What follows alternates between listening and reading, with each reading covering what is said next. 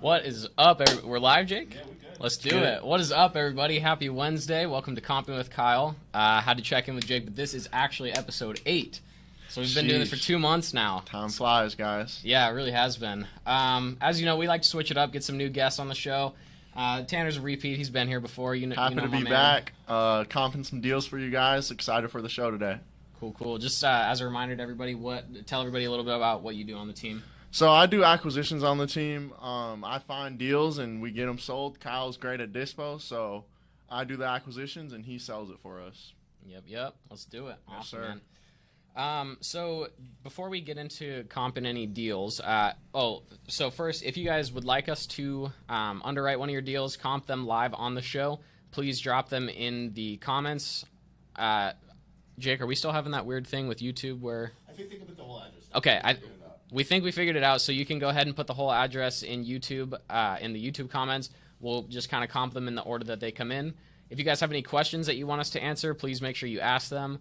If you guys have any feedback or like input on how we can make the show better, how we can provide more value to you guys, please drop them in the comments, message us on Instagram, just get a hold of us so we can try to, provide as much value for you guys as possible. We love to help you guys with any questions. For sure. So one of the things that we were asked to do was kind of just, rather than jumping right into the comping, just kind of give a little nugget of advice or like kind of what we're seeing or what's working for us. So as you know, buyers are still wanting deals deep. Nothing has changed. The market, people say it's still a little bit uncertain, but buyers are still buying deals. So that's kind of the point that I want to touch on is buyers. So a couple months ago when we first started kind of doing the show, it was focused more on acquisition and getting the deals because the deals will sell, right? Mm-hmm. The buyers were there because it was so crazy. People were buying, crazy, deals that wouldn't get sold now.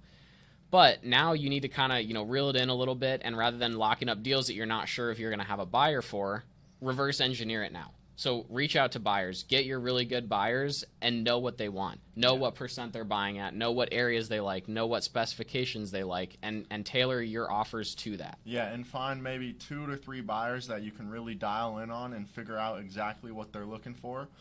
You can go to title companies and ask for a cash buyers list. The best way, in my opinion, is to talk to other wholesalers and see who's buying their deals. And other than that, you can look on Facebook and Instagram and find buyers, but really try to find a couple dudes who are buying. They'll put down hard EMD and find exactly what they want and go search for it. Yeah.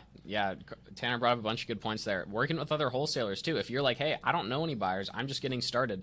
Great. Well, like he said, you can reach out to a title company and just say like, hey, I'll bring my deals to you. If you can give me, some info, where can I find buyers at? They might be able to help you there. Or other wholesalers is a great one too. Some people have massive buyers lists, so they know what their buyers are looking for. Yeah. And so they'll be willing to help you move your deals as well. So yeah, utilizing them. Yeah, exactly. And like you said, finding somebody who's willing to, put up hard EMD and actually commit on deals. That they're not gonna, be like, oh yeah, I'm really interested, but I'm not doing, or I'm doing non-refundable earnest money, or I need an inspection period. You want serious buyers who are confident in their numbers and will put their money where their mouth is, essentially. So yes, sir, I agree. Cool. Anything else to add on that? I think that was really the biggest thing I wanted to add is just make sure that the deals work for your buyers. Don't try to make the deals work for your buyers. Yeah. Well, cool. Let's jump into it. Do you have one you want to look at? Okay. Yep. Got one in Peoria. This one is from our boy MLS King.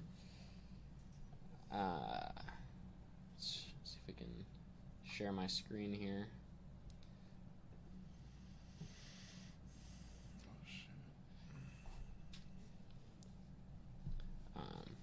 Is my screen sharing? Do we know? No. Oh, okay. Hey, Jake, whenever you can you just toss my screen up there? Thanks, bro. All right, cool. So for anybody that might be wondering or that's new to the show, Monsoon is the tax records for Arizona. So since I am a licensed real estate agent in Arizona, I am able to have access to the tax records, and this is where I do most of my comping for Arizona deals. Real quick, David, I saw that you submitted a property, man. Thank you for submitting that one in Casa Grande. After we check out this one in Peoria, we'll get right on that one next. Yep, we'll get on that. All right, so we've got 9255 West Bent Tree Drive.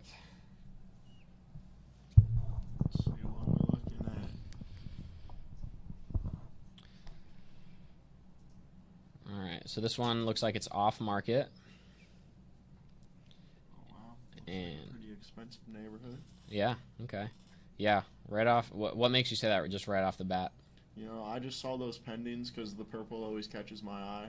And I saw they were sitting right around 8, so it definitely catches my eye. So when you look at a deal, do you kind of just like look at the area first just to get an idea of like the general price range? Yeah, Okay. for sure. So yeah, when I go on to Monsoon and type in the address, the first thing I'm looking at is everything in the vicinity, whether it's active, pending, or sold. I kind of just see like what the numbers are looking like, and the active listings have been a big teller lately. You know, looking at these ones that have maybe been sitting for a month or two, that will really tell you where the market's heading and what you think you can put that ARV at. For sure.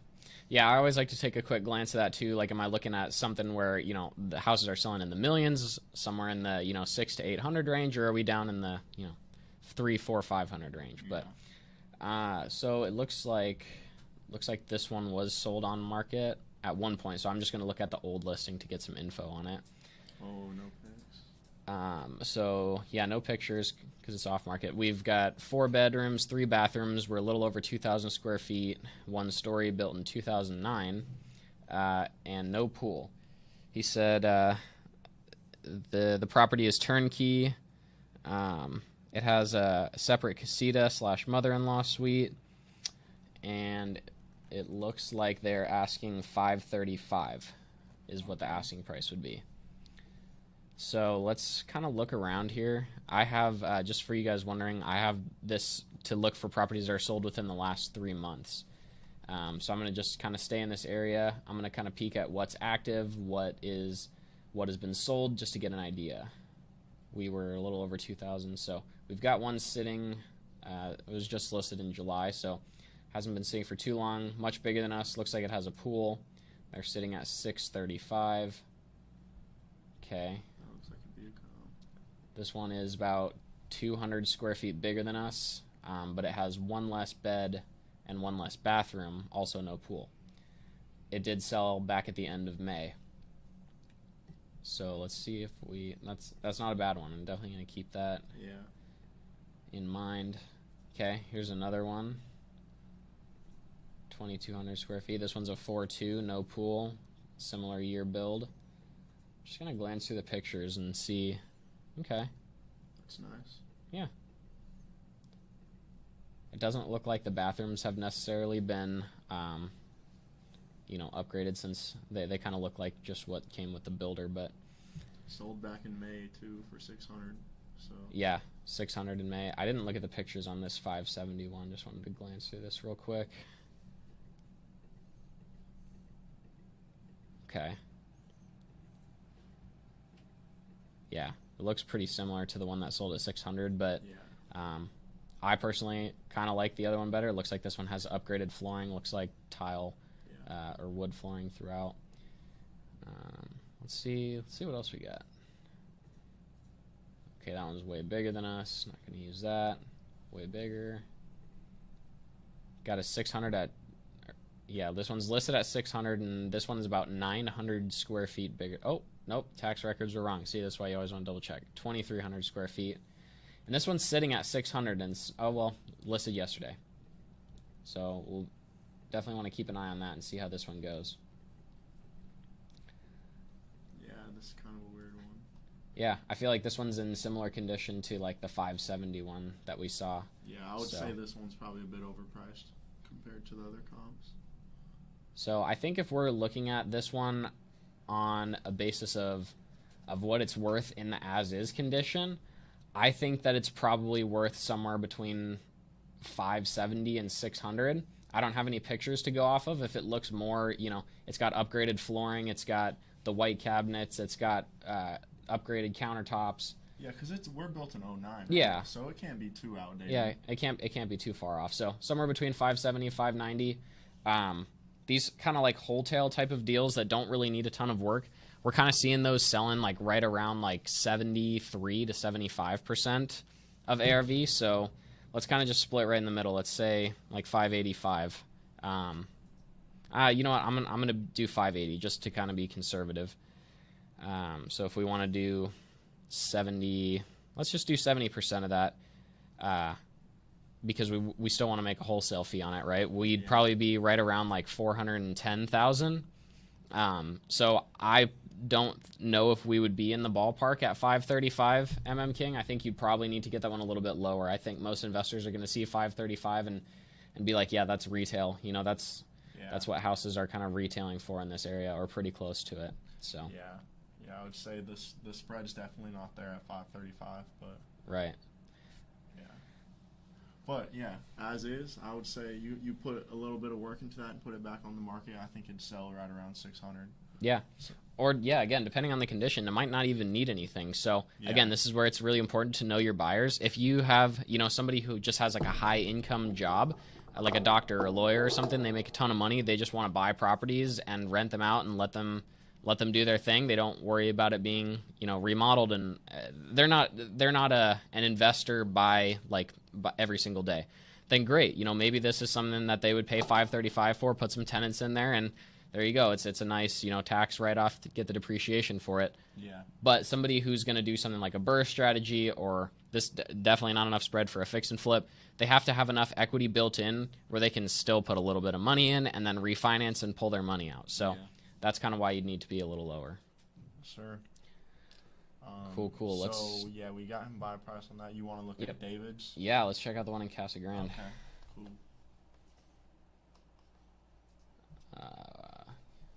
Let's see, what is it? 17990 West Havasu Pie. PAI.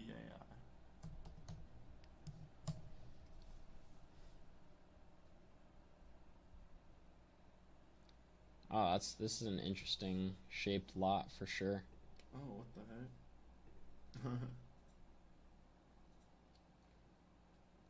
heck? Okay. So it looks like there is a house on there. It looks like it's about 1,700 square feet. It's a 116,000 square foot lot. So it's huge.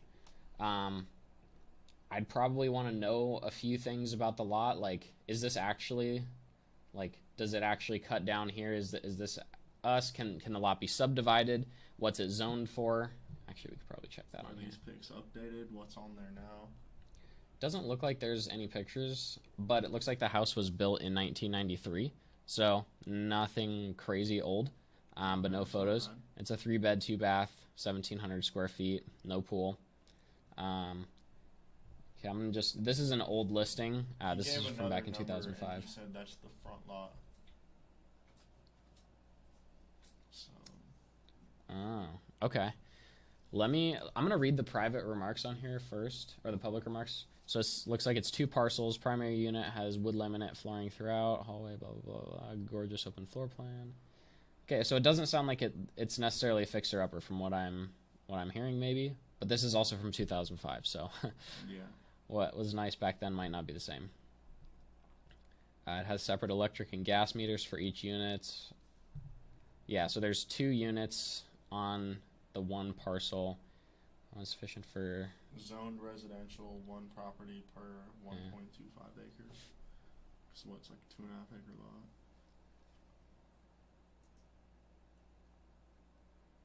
lot? Okay.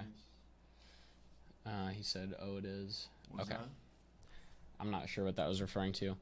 Yeah, this is an interesting one because it's going to be hard to find, a comparable, right? Like what else has 2 units on it on a 116,000 square foot lot? So what I would probably do in this scenario is we have a buyer who buys land. I would probably hit him up and just be like, "Hey man, there's obviously a lot of land and a small house on here. Is this something that, the land might be valuable? Can we maybe look at it from that perspective?" Mm-hmm. But over the last 3 months, okay, so this was a piece of land that looks like sold here end of May for $50,000, and that was a 65,000 square foot lot. Oh, okay. That was in reference to a fixer upper. There's only 1 unit on it. The other parcel has a single wide on it. Yeah, that's a hard one to comp. I would do the same thing that you said, Kyle. Yeah. So in this case, when I'm not confident, like I'll be honest, like there's properties like this that I come across sometimes that I'm just not confident. I can't look at it like any other deal and be like, oh yeah, I know 100% that this is what the ARV is, this is what the best use for it is. So I'd definitely be reaching out to my buyers. Hey, this really interesting, situation opportunity came across. Can you just look at this and see maybe if you think there's anything that could be done with it? Yeah. I'm seeing some that are built in 2010 over here, 1999. I'm just trying to see what the house is worth. Yeah. How many square feet is it? It's just shy of 1,700. Okay. That's a neighborhood right there, though, huh? This right here. Yeah, and these are all a little bit newer build, but they're within 10 years or so. Yeah. Lots of actives though, and it looks like everything that's active is kind of right around, or that's the same size as us. It looks like it's kind of active around 350. We've got this 1,800 square feet built in 99 that's active at 350. We've got this one built in 2002, 355. This one's been sitting for a little while. Yeah, I would think that fixed up, because let's look at what this house looks like. I mean, I would say you get a nice fixed up house on that big of a lot. I would say maybe 325. Yeah, this one it's not it's not anything special. It looks pretty original from 2002 when it was built. Yeah. So I'm thinking that maybe we could at least get 350, maybe a little bit more. Okay. If it was nicely remodeled. We do have a much different lot than these people. Right. So that's going to have to be incorporated in there as well. Yeah. But I'd have to check with somebody who's an expert in that area to kind of see how that plays out. He said, I know, that's why I'm throwing it at you, LOL. I appreciate it, David. This is a tough one, man. Honestly, this is probably the toughest one that we've had on the show so far, but I like it because that's kind of the point of the show, right? Is to show people that, it's not always as easy as somebody sends you an address, you look at 3 comps, okay, this is the ARV, and here's the buy number. So exactly. You got to be creative sometimes. Yeah. When you have these opportunities, it's not always going to be simple, like Kyle said. You got to think about certain things like, oh, well, maybe if we tore this house down, how much would the land be worth? Right. So just look at it in from different perspectives. Yeah. I'm going to look up, too, just because I want to see what was the address of the double wide or single wide, whatever it was. 17968. 17968. West Havasupai.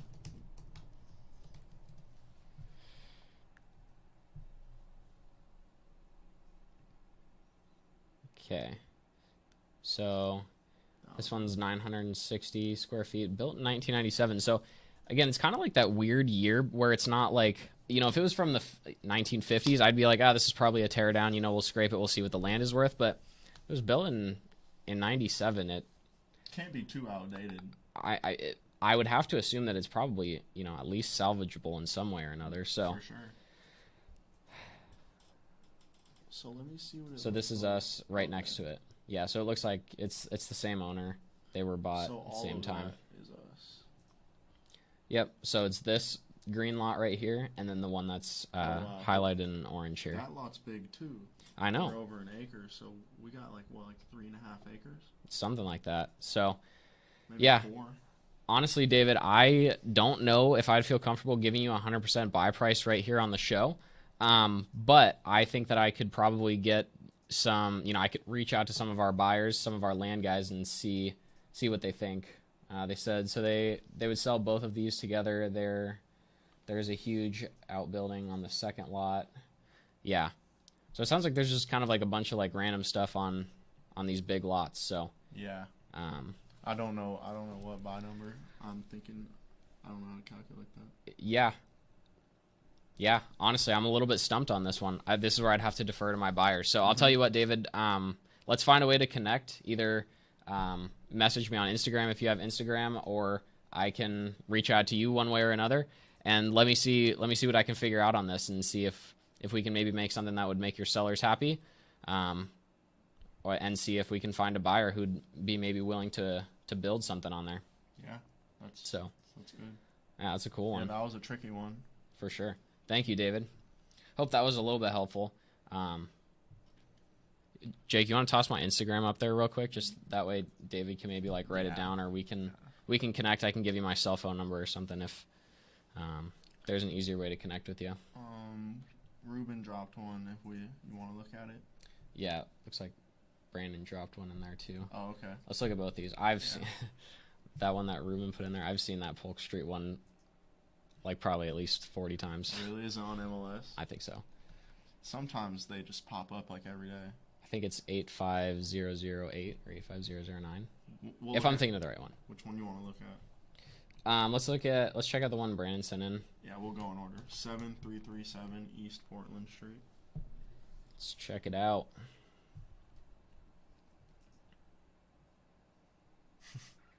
Ruben said LOL. Alrighty. So, okay, I'm familiar with this area. Where are we, Scottsdale? Yep, Scottsdale. So we're in 85257. Looks like this one's on market. Somebody has it under contract. Looks like we are 4-bed, 2-bath, 1,700 square feet. We have a private pool. Gotta have that pool in Scotty. Yeah, like that. Built in 1960. Definitely looks like this house is still stuck in the 60s. The pink walls. All right. So it looks like the bones are probably good based on the photos here. Just looks like it needs some cosmetic updates. It needs to be brought to the 21st century. So, oops.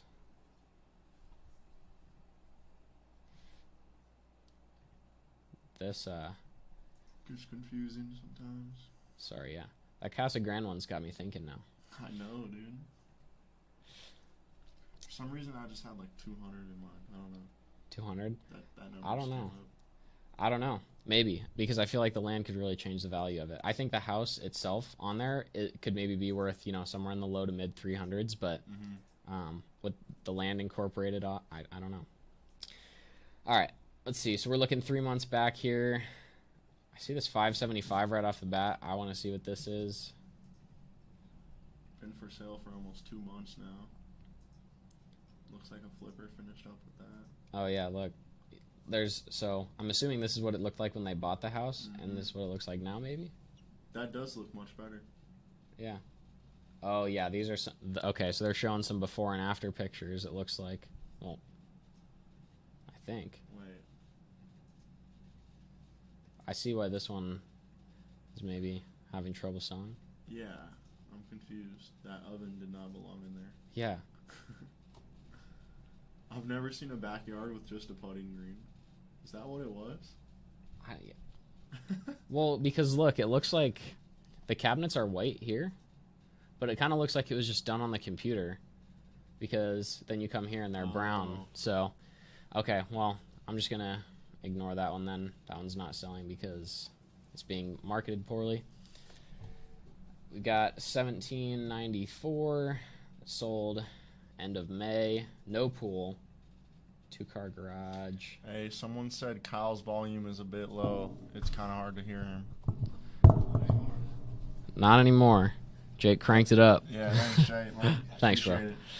Jathan, good looks. Yeah. Appreciate it, man. All right. So, yeah, we got a 4.2, 1,800 square feet.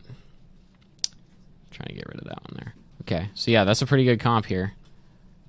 Later, guys. Later, Ryan. Later, Ryan.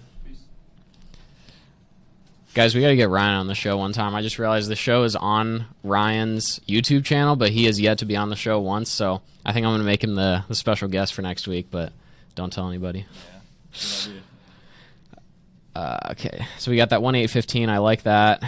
Even though it sold back in May, it's still a good point of reference. How big were we again? We're 1,700 square feet. So this one's a 4.2, 1,600 square feet with a pool. Okay, sold middle of June. Okay. So I'm kind of sensing we're in that, that ARV might be in that low 800 range. I see a 9 right there. That one's bigger than us. Yeah, I agree with you right off the bat. Yeah. But I want to look at some of the actives now and see, do we need to make a price adjustment? Because the active market's going to tell you if people are still paying in that 800 range, which, so it looks like we've got a 3-bed, 2-bath, 1,700 square feet, but this one has no pool. And it's listed at 770. It's definitely remodeled. It looks nice. So Yeah. the pool It might be sitting there for a bit. Yeah, pool might be the reason that one's not selling. I'm not sure. Oh, they didn't have a pool? No, the 770 had no pool. Yeah, I'm curious what this 900 active is. B Flips LLC. I'm gonna assume this one was flipped. 4 2.5. Okay, so they're much bigger. They have a pool. This one is not something that I'm gonna use as a comparable. Yeah.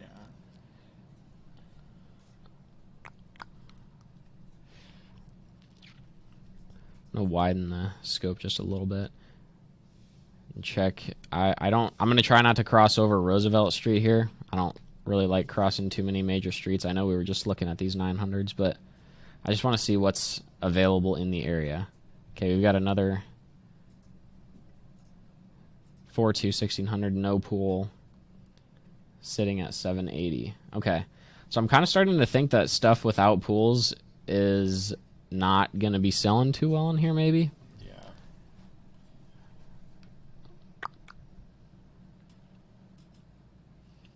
Okay, so we've got two solid comps. We got one at 815, one at 830. Did the 815 have a pool? Can't remember. It did not. Okay. All right, so I'm thinking ARV is probably somewhere around 825. I was going to say 825.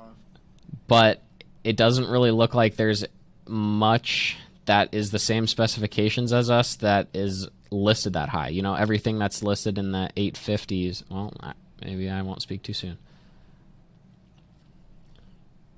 Okay, this was just listed a few days ago, so I would definitely be keeping an eye on this one. For sure. Because this is a 4.2, almost, it's a little shy of 2,000 square feet with a pool. It's got a one car. It only has a carport though. Oh, really? That the 850 did. Damn. Where are we at? Where's the 799? We have a 2-car carport as well. So that's something to keep in mind too. When people are going to be, you know, if you're thinking that somebody's going to pay 8 something for a house, I don't know about you guys, but I would want a garage. So. Literally. Yeah, I would say yeah. 25. Yeah, but I think we need to add a little bit of an adjustment here, because by the time you buy this, close on it, remodel it, I think that the prices might be a little bit different. Mm-hmm.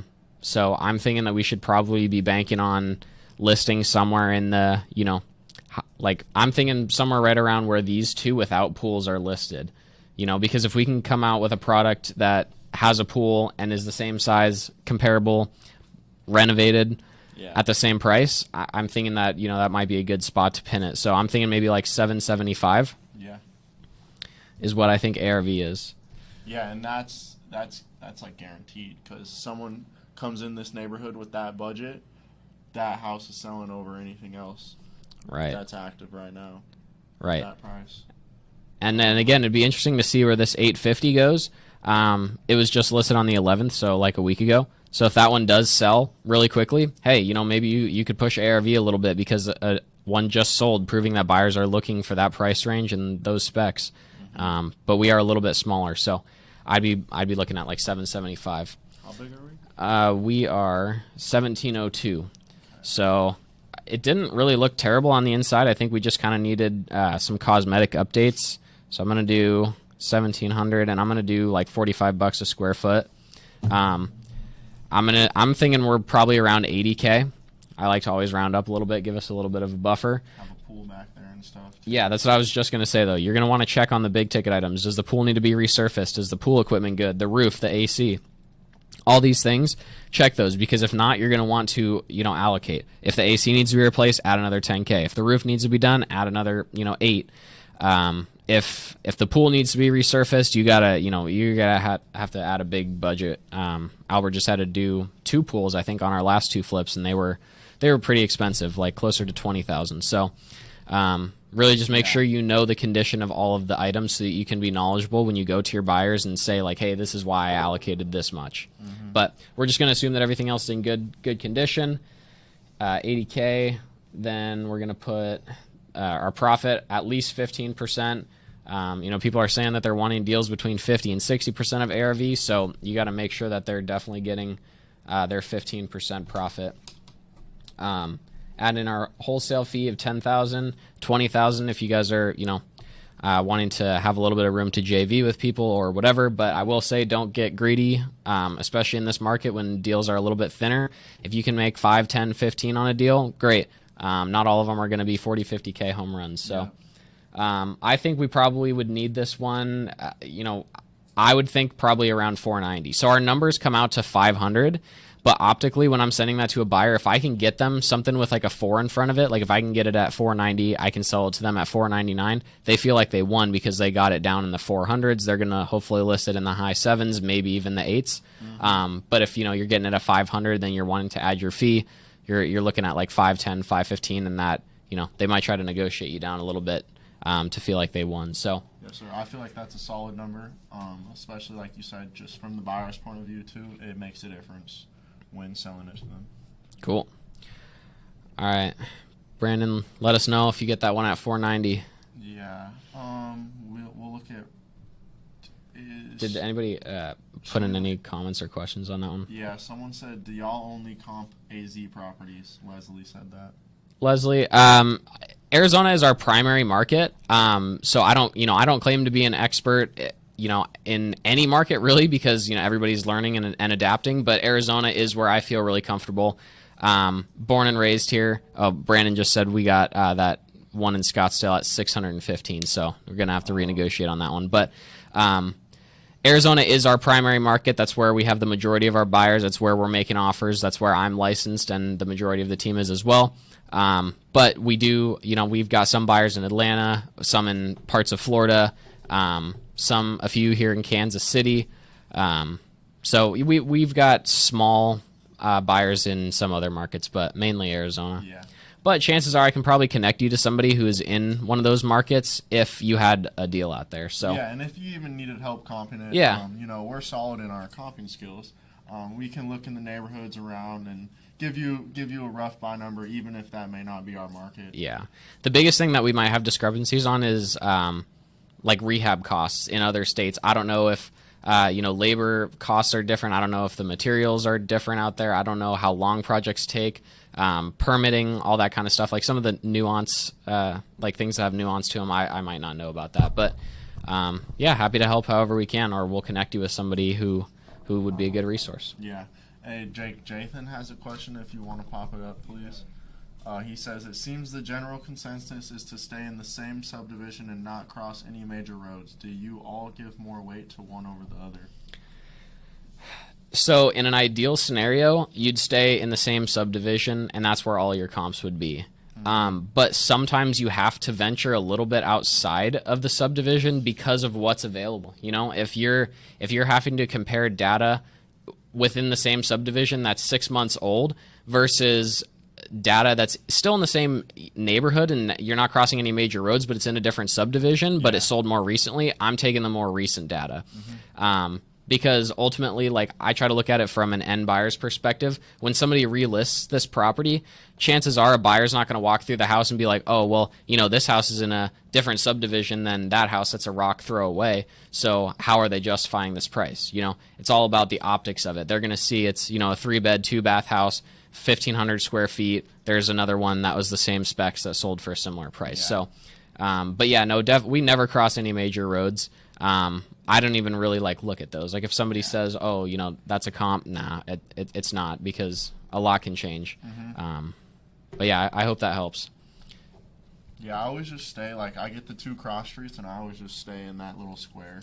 Yeah. Of whatever neighborhoods are right there. Sometimes it's 2 or 3 neighborhoods, but I just look at the similarities, and you can, if they're same year built, within 5-10 years, you can use those as comps as well. Right. Yeah, for sure. That's definitely something to notice too, because you'll see houses that are, you're not crossing any major roads, but there might be like a 10, 15, even 20-year difference in the year build. So in that case, again, you kind of have to use your judgment. Like, are they similar layouts? Are they like properties? Is this comparable to the other one? Probably not so much if you're getting into that big of a year gap. Yeah.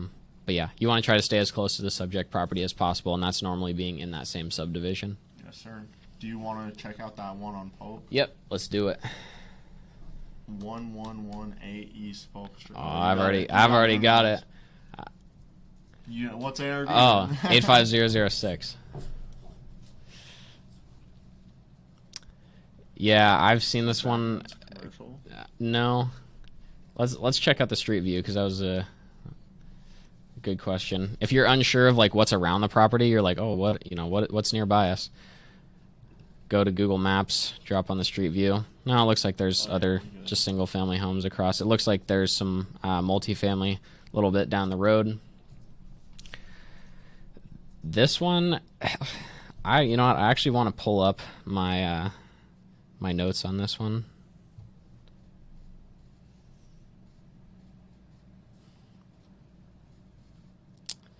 Who else sent this to me? Okay. Yeah, I said I wasn't convinced that ARV was 400. The person who sent it to me said that they thought that ARV was 400. And I thought it needed to be around like the low 200s. And I'll tell you why. Because first of all, we're built in 1931. We don't really have many pictures here, but I remember I've seen the pictures before. But if you even just like look at it from this first picture, the roof needs to be replaced. The AC is all rusted up there. So I know that there's 2 big ticket items right there that need to be done. If those 2 things haven't been taken care of, I'm kind of assuming that electrical and plumbing, that all needs to be taken care of as well. So it's just a really, really big project. And one of my buyers said that if you're doing stuff this is in a historic district, if you want to make any like big changes to the property, you got to do permitting, and permitting takes about 10 months. So that's an additional 10 months of holding costs. So I was just anticipating an extremely high rehab for this one. And all of the comps that I was looking at were up here in this area. B Flips LLC. Oh yeah, that's funny. There's B Flips LLC again. Might have to look them up. Yeah, I was gonna say definitely. Like again, that was a really good point. As we're just talking through this, if I saw somebody while I was comping properties, I saw their LLC pop up twice, I'd definitely be calling them because they're buyers. Yep. Let's see. Do not enter property. Tear down lot downtown. Okay. Well, it's probably not. What is that called again? The Garfield District? Is that what they call it? Yeah. Every house is just so unique. It's hard to Yep. find ARVs in that little area.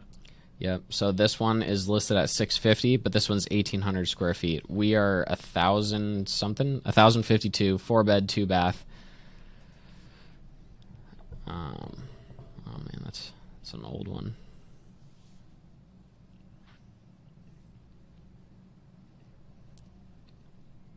Sorry, trying to clean up my tabs here so I know what I'm doing.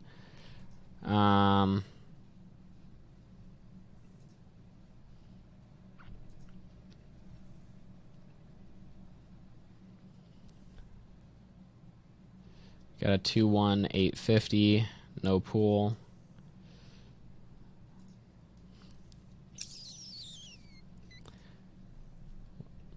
Okay, I think this was really like pretty close to one of the better comps that we could find. But this one was a 21750 square feet, but it sold for 415,000 in June. Damn. But it's remodeled. So keep in mind, we're a 4-bed, 2-bath, and we're a little bit bigger. So we're 1,052 square feet. I already know those rooms are tiny. Right. 3, 2, 13. Who wanted that house? Some people really like the historic district. They like being in downtown Phoenix within walking distance to downtown. They like the older style of homes. They don't like that stucco tile look, so, you know. Okay, yeah, this one doesn't look super updated. This one's a little bit bigger than us, but it looks like it's pending. So I'd maybe be calling the listing agent on this one and seeing like, hey, are you guys under contract at full list? It looks like you guys have been listed for a couple weeks. Did they drop the price at all? Oh yeah, they dropped the price from $542 down to $498. So maybe check that one out. From $592, is that what it said? $542. Oh, I was like, jeez. This one also bigger, 1,800 square feet. That's a nice one. Yeah, I remember this one. Yeah. So it definitely looks like there are investors buying in here and flipping houses. Oh yeah, this was the other one right here. This was probably one of our better comps as well. It's a 4.3, a little shy of 1,200 square feet, and it sold at $399 end of June. So that's why we were saying I think ARV is around 400. But I also see some. Let's see, what was this one? I definitely already looked at this one, but I forgot already. Oh, 1-1. Yeah, no. Now I'm just kind of looking at some of the actives to see if there's anything similar to us that's on the market. That one's bigger, 1,800, 1,300. We saw that one. Open Door. Oh my God, this one's been sitting since April 29th, and it looks like it's the same square footage as us, with one less bedroom. Open Door, notoriously overlisting or overpricing their stuff. Yep. But it actually. Whenever I see an Open Door listing, I know what it can't sell for. Yeah, so it's definitely not selling for 500. Yeah, I think ARV is probably maybe around 400 on this. But on something like this, people are going to want to be really close to that 50%, 60% of ARV. So that's why I said low 200s. They're listed at 350. I think a couple of people have tried to tell the agents like, hey, this is just overpriced for the area. I don't know if they were having it or not, though. They're like, well, we're pending now, so. All right. Hope that helped out, Ruben. Let's see. Someone else dropped an address. James Roman right here. I think it's Jacksonville. Okay, cool. What's up, James? Thank you for that. Appreciate you tuning in every week. I see you every week. My guy, James. Always dropping addresses for us. Somebody had a question right there. Is that pertaining to the one we were just looking at? No, he was just talking about his strategy of finding some buyers. Okay. I'll read it out loud. Let's see what he's got. Jathan, he says when he's looking for buyers, he looks to scrape the standard sold data for the past year, based on an ARV number, and then he makes a couple of formulas to see the most active flippers, and then he skip traces them and gives them a call. What do you think? What do you think he's doing in Excel with them? It says in Excel, I made a couple formulas to see the most active flippers. So I don't know. Maybe he's, that'd be a good question for Jathan. Maybe he's who closed on the most recent property, who has the most. Just using data to see, because somebody who's bought 25 properties in the last year is probably going to be a more serious buyer than somebody who's bought one. One or we'd two. Be curious to know that, Jathan. So just drop that down. Yeah. What formulas you're using? Appreciate that. Ruben, this actually hasn't really been asked, but we kind of try to talk a little bit about it every week. He said, has likely been asked, but what % of ARV are you guys offering at? We try not to just use a straight % of ARV model because, there's a little bit more complexity to some deals. It's like you got to look at what rehab is truly needed. Like a wholesale deal, we're not going to offer 50% of ARV because that'd be great, but it just doesn't make sense. But there are buyers that are getting deals, 50, 55, 60% of ARV. So we have to make sure that we're being competitive with that. Because if we bring them a deal at 75% of ARV, and we're like, yeah, but look, we allocated 80%, or we allocated 80,000 for rehab and 15% for profit, but it's still at 75% of the ARV, they're going to go with the other deals that they're getting that are 50, 55, and 60% of ARV. So it depends. It depends what kind of deals your buyers are getting. If they're serial buyers and they're buying, several every month, they're probably going to be looking closer to that lower, 50, 55, 60. Sure. If there's somebody that, just kind of does it on the side, they buy one or two and work on those at a time, maybe they're willing to pay more, closer to 70, 75. But we are personally trying to stay closer to, like, as close to 60% as possible. On wholesales, we're at like 70, 75. Yes, sir. All right, let's check out that one in Jacksonville. Yeah.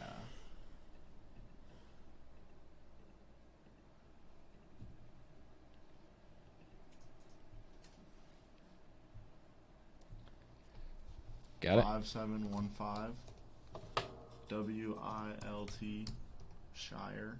Wiltshire. Yes, sir. All right, well, they've definitely got a pool. All right, they're active, listed 149 days ago. Holy shit. All right, and they're listed at 329,000. They raised the price 99,000 recently. Yesterday. So, I'd be interested to know why they raised the price 100K yesterday.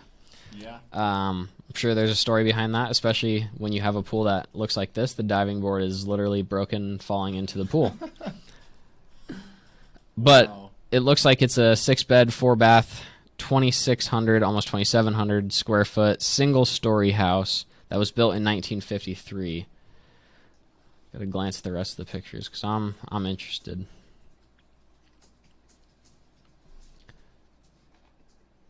Very poor quality photos. They got a knife on the counter. Looks like that's the only thing they left behind. Okay, yeah, it definitely looks like a fixer-upper. Needs a little bit of work, so. It's a big house, but it doesn't look very open. Yeah, I know. I was kind of wondering that too. 6 beds, 4 bath. Is that common for? Yeah. Is there tons of big houses for this in area? that area? I don't know. Let's see. Let's go with all activity. Check out what's most recently sold. And I am not going to be crossing this major road, especially in this scenario, because it looks like once you cross University Boulevard, you're like onto this, like the bay side of this river, or bay side. That's not probably the right word, but this is the last major road before you kind of get to, closer to waterfront. So I'm gonna redraw this probably.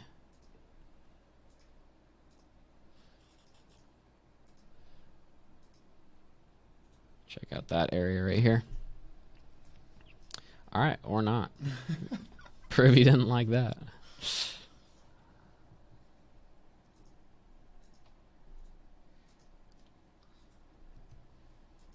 All right. So, looks like we had the biggest house in the neighborhood. Yeah. Oh, yeah, let's just look down real quick. Yeah, so it looks like 1,800 square feet, 1,700 square feet, 16, 17, 18, 19. So this one that sold back in January, this is going to be the closest one in comparable size to us, and it still has 2 less bedrooms and 2 less bathrooms. So maybe I need to widen. Let's widen the scope that we're looking in a little bit. Oops.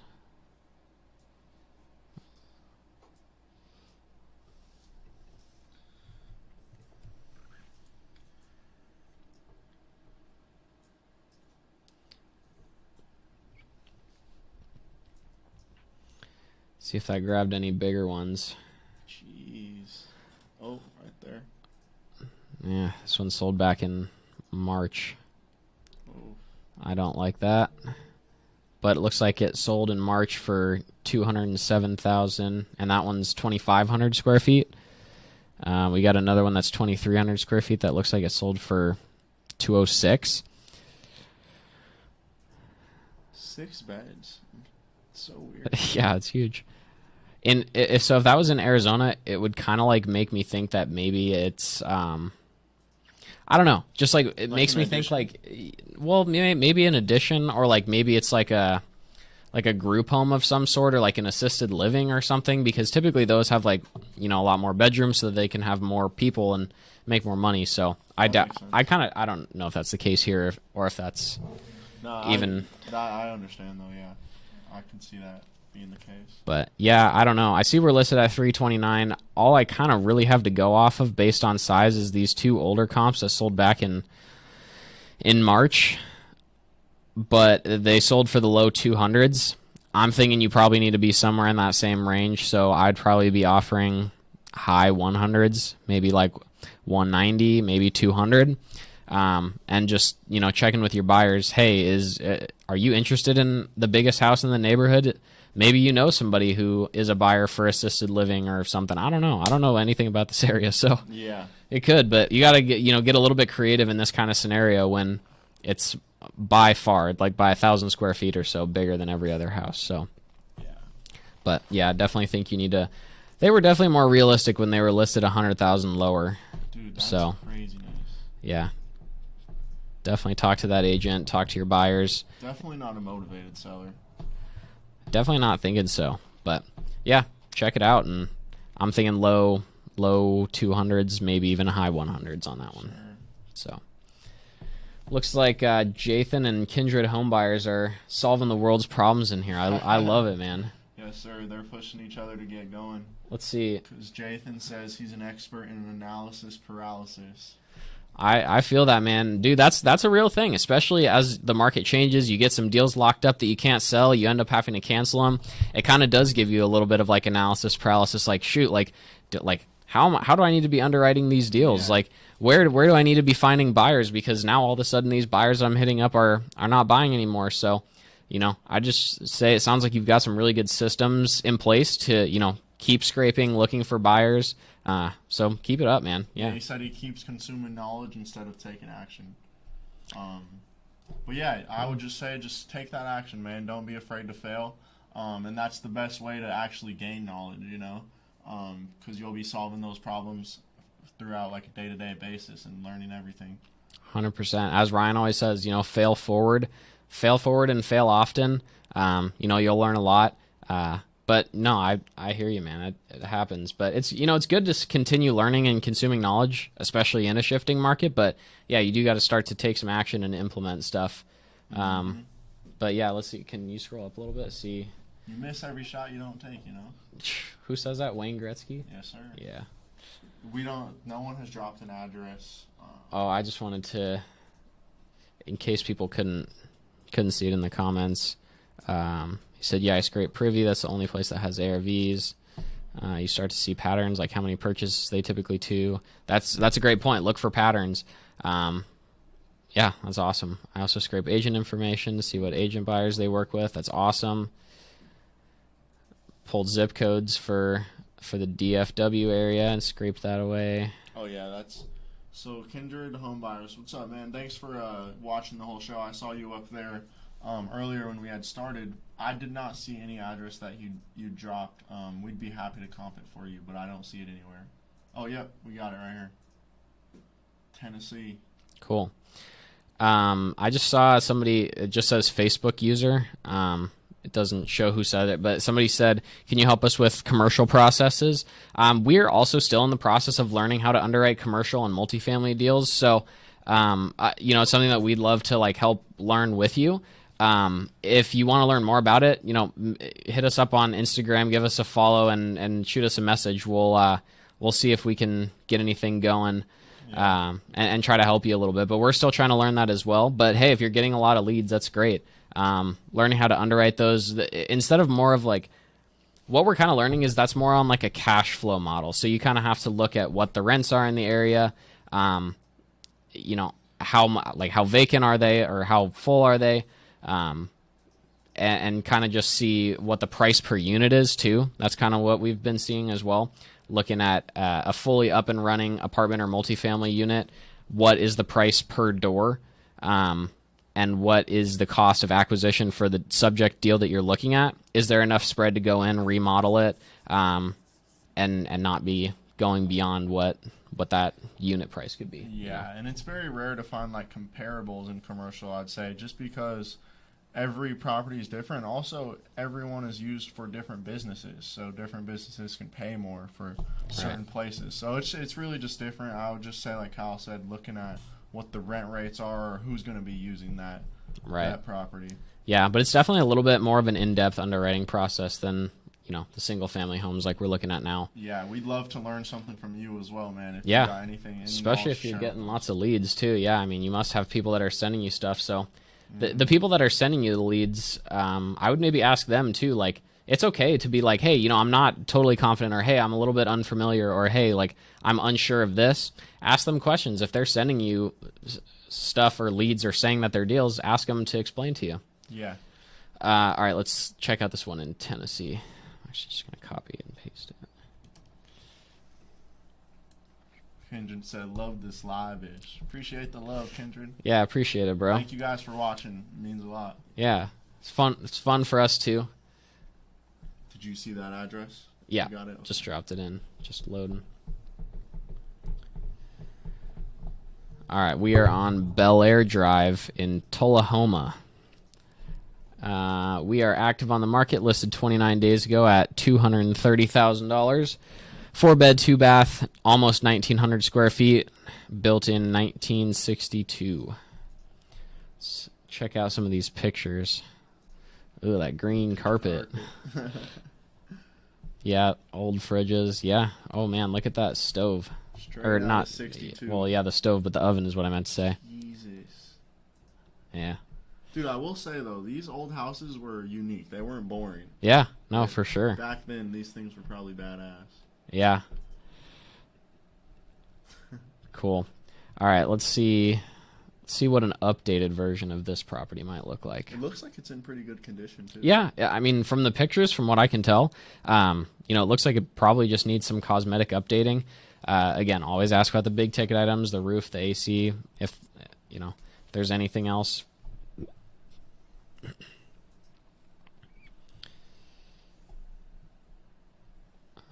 I'm going to redraw this, actually. It's kind of a big area, but I want to get this neighborhood in there as well.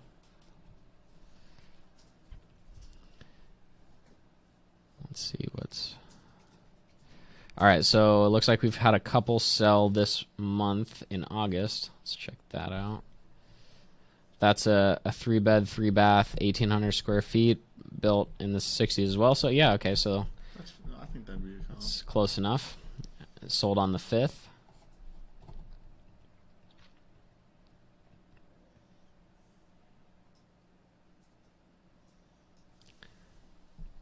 Lots of pictures of the outside. I want to see the inside. Yeah.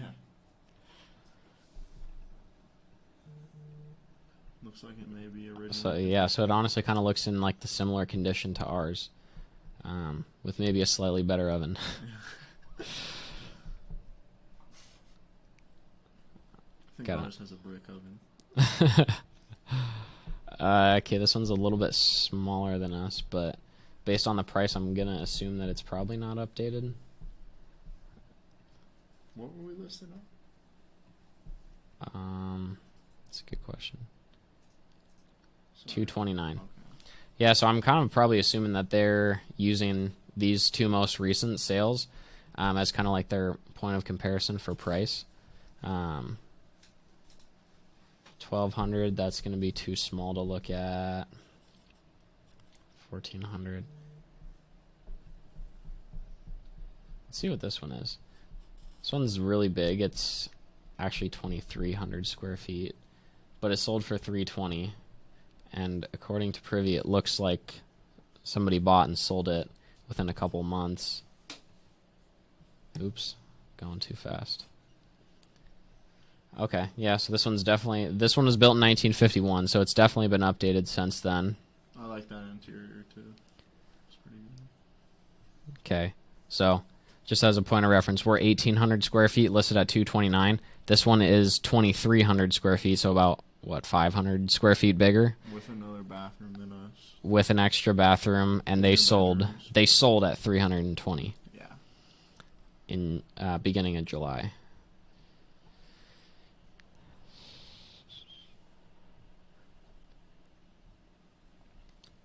Just really not seeing a whole lot in this area that's selling for more than 300.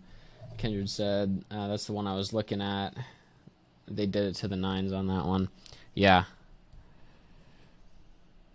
I don't know if you could push ARV to 320 though, because of the fact that we're 400 or 500 square feet smaller. Do we look at that one? This one, I was just pulling it up right now. Okay. This one's a little bit smaller than us.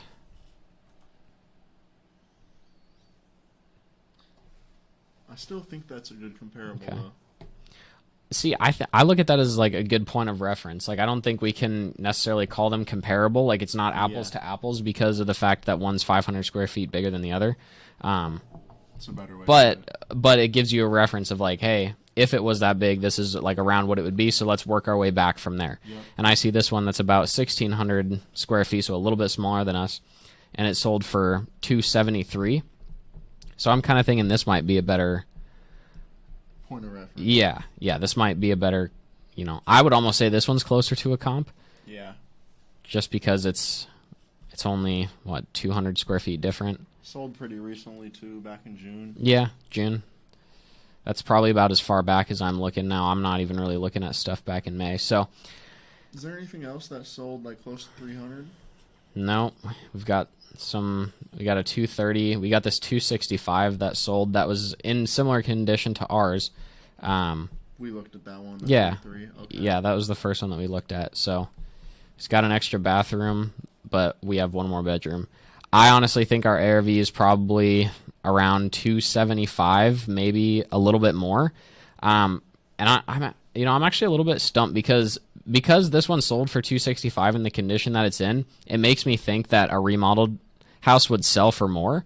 But then we also see that a 2,300 square foot house only sold for 320. Yeah. So you can only push it, so far. So I'm thinking, you could maybe get, I don't know. What do you think? I completely agree with what you said. If I were to try to get this locked up myself, I think I would anchor at 275, and then, maybe be able to go up a little bit, if you need to. Maybe up to 385. If you call the agent and that conversation goes like, hey, I see this one that sold on 100 Old Fort Street, looks to be in similar condition. I think I could probably sell ours remodeled for 275, and they go, oh, no, look at this one that sold for 320.